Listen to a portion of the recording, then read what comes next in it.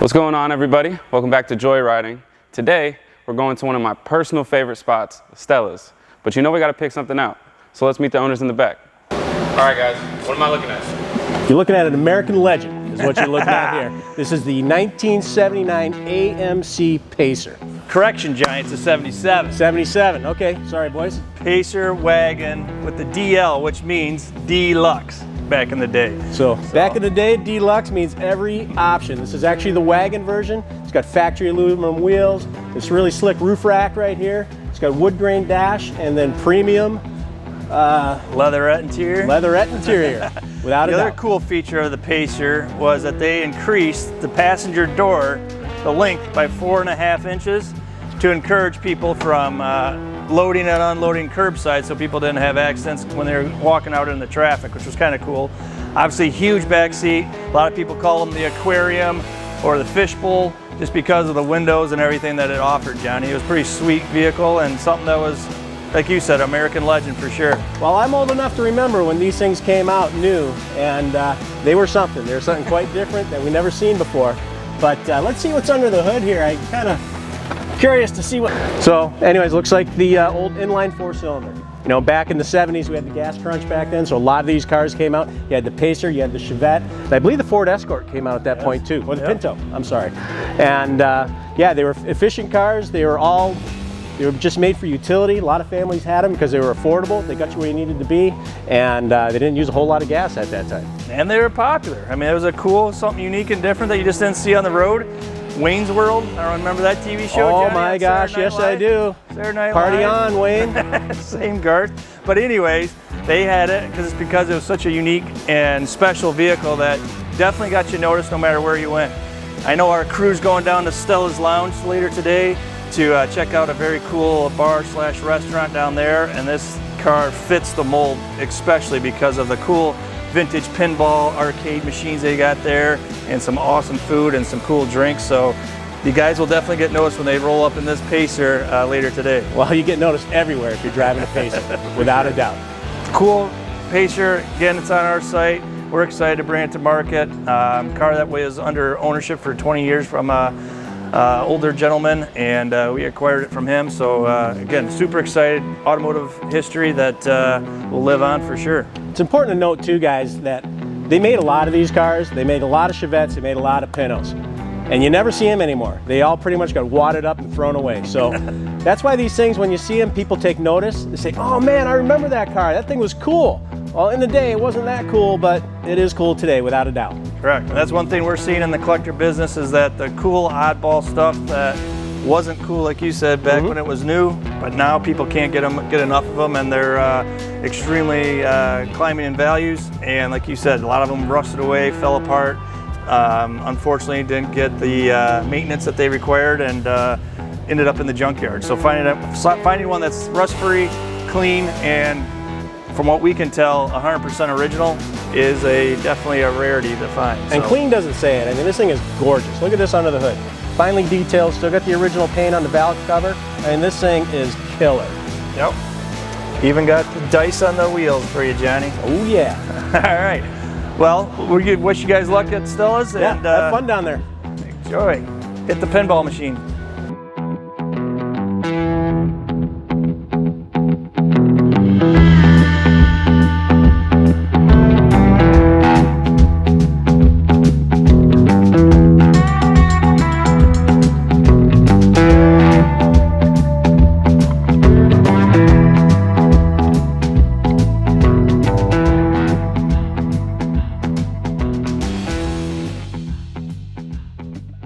Everybody, I'm here with Tony. Appreciate you doing this for me, man. No problem. So I guess let's just get right into it, man. We're outside in the new spot for Stella's. Yeah. Tell me about the Walktail Lounge. What do you guys got going on here? So we're sitting in the patio outside. We've had the patio for several years now.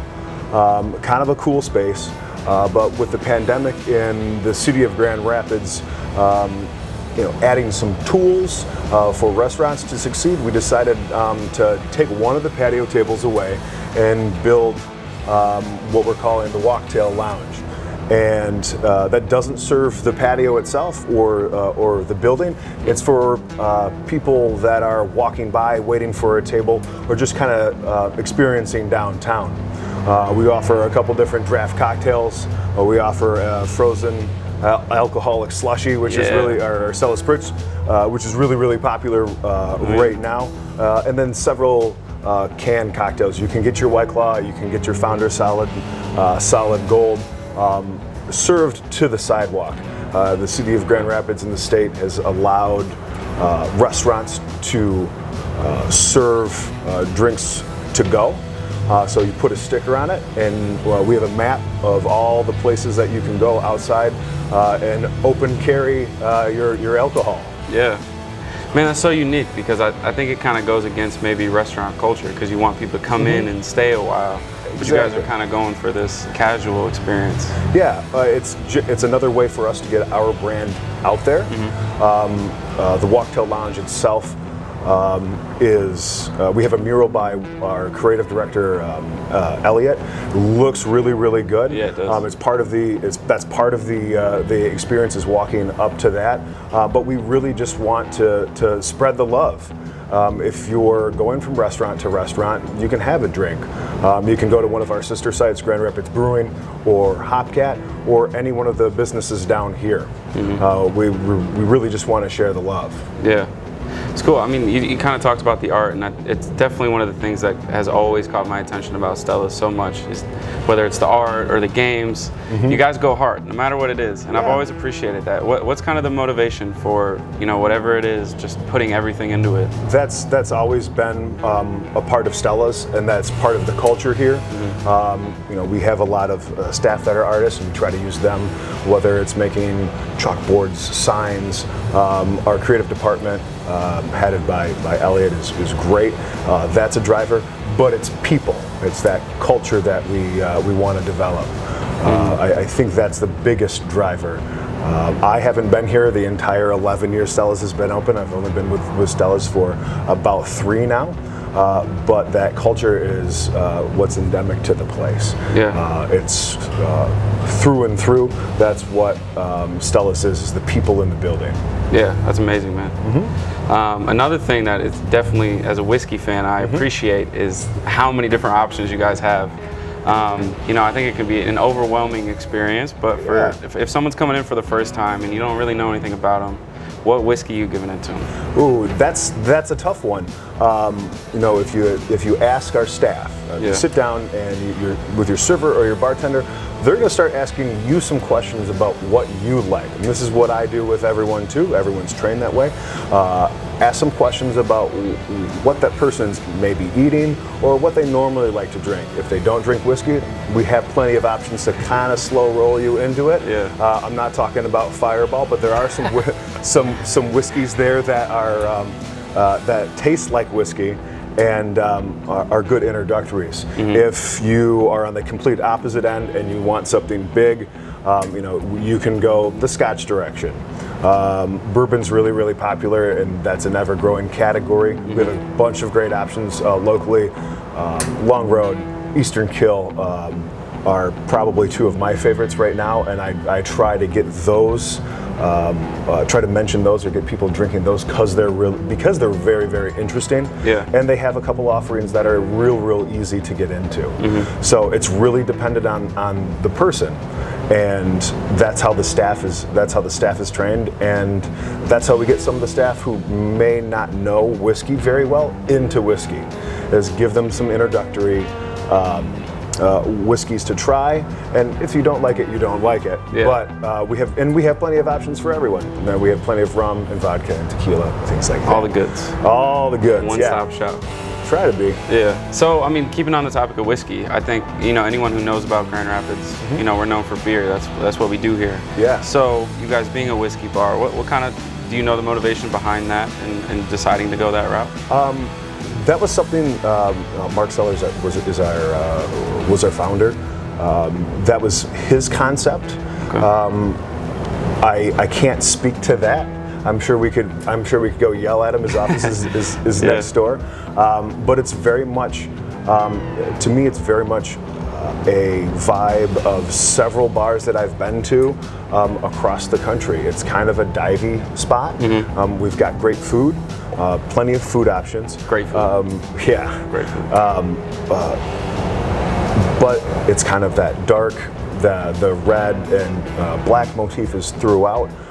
So it's like some of the best bars I've been to across the country kind of rolled into one to give some access to whiskey and to that atmosphere in Grand Rapids. 11 years ago when this opened up, there wasn't anything like it. And I don't think there's anything like it right now. There are two that come to mind, two other great whiskey bars, but they're completely different. One bourbon is far different than Butcher's Union, and both of them are far different than Stella's. And they're all great, and they all offer something different. And it's nice to coexist with them because they're pushing whiskey and they're pushing positive drinking culture. Yeah, that's awesome. So you kind of got into it, but the food, that's my personal favorite. I know you guys, the normal burgers are award winning, but I know our previous conversation, I didn't realize you had so many vegan options as well. Yeah, we've plenty of vegan options. That's something that was very, very important to us. As the restaurant pushes through the pandemic, we're only looking to add more vegan options and healthier options. That is a group that has been served by Stella's since day one. We used to only have a burger or two on the menu when we first opened up, and it was the fact that someone thought we were the best burger in the country, that the burger section has grown, and we've relied on that somewhat, but also those vegan options are very, very important, and we're only going to further that. That's awesome. Yeah, I think it's definitely a culture. It's not only growing around the world, but in Grand Rapids too. I think a lot of people are kind of opening up and focus. Eating less meat. It's more if you're thinking about climate change, anything like that. Being more socially responsible, consuming less meat is part of that. And so we're seeing that too. We offer the Impossible burger. That's another. That's a plant-based. So any of the burgers that you can get the Impossible patty put on it instead of a beef patty, if that's the way that you want to go. I know that's not really popular with some vegans and vegetarians because it tastes a lot like meat. But it's another way that we're just trying to push that. That plant-based agenda and getting away from some of the meat. Although we have no problem, we definitely enjoy. I definitely enjoy the burgers. Me too, for sure. So talking about being climate friendly, I think one of the things that I didn't know going into this, but I've really been surprised by, is the fact that you guys are so environmentally sound and very interested in protecting the environment. Is that something that was kind of day one, or is that a natural progression? That is something that Barfly, our parent company, it's very, very important through every one of the restaurants, GRBC and all the Hopcats, making sure that we have compost programs, recycling programs in place. And that goes down to straws, the plastic cups, everything. Anything that we can do to lessen our impact on the environment, we do. That's become more of a challenge with the pandemic. Unfortunately, we've had to switch back and forth, but that is a supply chain issue. And I think everyone's facing those issues as well. But whenever possible, we'll take it on the chin, so to say. As far as cost goes, it does cost more, and that's why you see prices going up across the board. Not necessarily in our sites, but you see that in restaurants as a whole. It is a concern, but that's something that we're committed to. That's one of the tenets of the company. So I think we should head inside and maybe check out the interior a little bit. I think that sounds good. All right, let's do it. So we're inside now. Definitely my favorite part about this place is the artistic direction. But I kind of want to get into kind of your personal stuff. So all these options, you got so much different options. What's your personal favorites? What are you getting when you come here to eat? Ooh, that is a tough one. It really depends on my mood. Putting you on the spot, man. Putting you on the spot. Yeah, I really. I'll go off. I always love a PBR. We sell quite a bit of it. like number 1 or 2 or 3 in the state and any given year as far as PPR sales. Yeah. Burger and beer is always good. And then, man, I think at least last time I was drinking it here, it was the Eastern Kill bourbon. Otherwise, I try to keep it local for the most part. We've got plenty of 2 James Spirits. They're from Detroit City Distillery. Their homegrown rye I've been drinking a lot of, just because it's really, really good. And there's their Cooper is out of Grand Rapids actually. So Joe Smith with Crow's Nest Cooperage, which is really, really cool. I've known Joe for some time, and it's always nice supporting someone that supports the craft. So I like to do that kind of stuff. For the big guys, we have Weller and Colonel Taylor from time to time, and if we have it out and it's plentiful, I'll drink some of that. There you go. I really do appreciate like how community focused, or I guess local focused, you guys are. It really is admirable, especially in this space. Yeah, and that's something that goes through all of our companies. All the Hopcats, they're hyper local with their beer. We're not selling anything from out of state, and we try to keep it in the area. Grand Rapids Brewing, they make their own beer, but they have spirits, and it's hyper local spirits. There are some offerings from the east side, but we try to keep it local. During the pandemic, everyone got hit hard, and we need to keep the community strong. Yeah, that was something that the company decided as a whole. Yeah, it's awesome.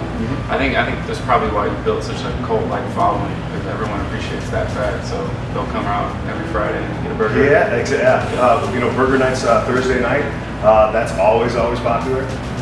But yeah, we tend to be busy. Yeah. So before we wrap, I think it's good to kind of give anything out that you guys got coming up, or any events or anything. I mean, we don't have a whole lot. We're just looking ahead at Earth Promise. Yeah. That's the big thing. We'll be all of our locations, us included, will be expanding hours so everyone can get their Stella's burger. Okay. Get their whiskey and everything like that. And slushies to go. And slushies. We'll be expanding the hours there a little bit. Obviously, we have staffing problems, but we're looking pretty good now. Yeah. So that's the big thing. And slowly we'll be rolling everyone's favorite weekly events. We'll be bringing trivia back. We're going to be bringing karaoke back. And the dance floor is kind of a tough one. We're trying to be responsible with the Delta variant and everything like that. And that'll be some time. We just don't know how this is going to play out. But we're trying to be responsible with everything that we do. That's awesome. Well, I really appreciate you doing this, man. Yeah, It's not a been a lot problem. of fun. So if you're ever in town, make sure Stella's. I'm sure most of you have already been here before, but it's probably the coolest place in the city. So definitely come by and check it out. Awesome. Yeah, not a problem. Yeah. It's great.